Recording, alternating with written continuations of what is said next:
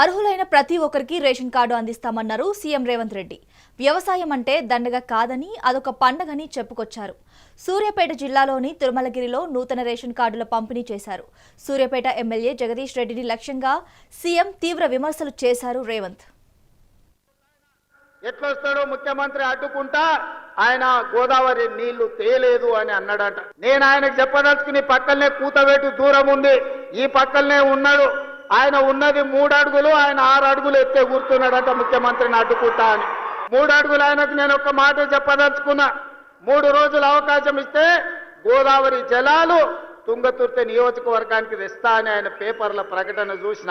3 రోజులు కాదు, 10 ఏళ్ళు మీకు అవకాశం ఇచ్చిండు. ఎందుకు దేవాదుల నుంచి తుంగతుర్తికి నీళ్లు తీసుకురావలేదు?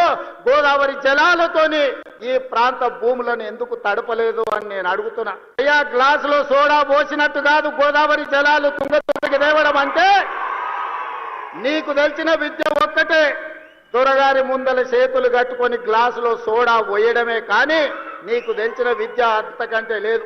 నీ సొంత మండలానికి ఒక ఎంఆర్ఓ ఆఫీస్, ఎంపీడీఓ ఆఫీస్, ఒక పోలీస్ స్టేషన్ తెచ్చుకోలేని సన్నాసివి ఇవాళ మా మందుల సామెలు తీసుకొస్తే సిగ్గుతో తల ఉంచుకోవాల్సింది పోయి ముఖ్యమంత్రిని ప్రభుత్వ కార్యక్రమాన్ని అడ్డుకుంటానని ఆయన ప్రగల్భాలు పలుకుతుండు. 60-70 ఏళ్ల కింద మేము కట్టిన నాగార్జున సాగర్ ఎట్లుంది, మేము కట్టిన మూసీ నది ఎట్లుంది, మేము కట్టిన శ్రీశైలం ఎట్లుంది, మేము కట్టిన శ్రీరామ్ సాగర్ ఎట్లుంది, మేము కట్టిన కల్వకుర్తి ఎట్లుంది, భీమా ఎట్లుంది, నెట్టంపాడు ఎట్లుంది, కోయిల్ సాగర్ ఎట్లుంది, జూరాల ప్రాజెక్ట్ ఎట్లుంది.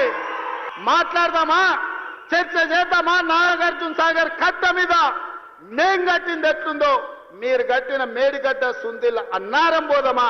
ఆడనే కూలిన కూలేశ్వరం కాడ మిమ్మల్ని ఉరి తీసిన తప్పు లేదు.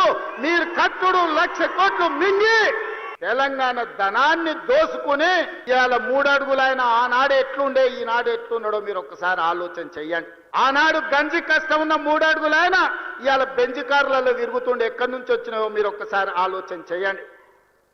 ఇవాళ ఈ వేదిక మీద నుంచి నేను మాటిస్తున్నా, 2.5 సంవత్సరాలు ఈ ప్రభుత్వం పూర్తి చేసుకునే లోపల 1,00,000 ప్రభుత్వ ఉద్యోగాలు ఇచ్చి 1,00,000 మంది నిరుద్యోగ యువకులను ఉద్యోగాలు కల్పించి వాళ్ళ కుటుంబం ఆత్మ గౌరవంతో బ్రతికే విధంగా, ఉజ్వల భవిష్యత్తు అందించే విధంగా ఈ ప్రభుత్వం చర్యలు చేపడుతుందని చెప్పి నేను ఈ సందర్భంగా తెలియజేస్తున్నాను.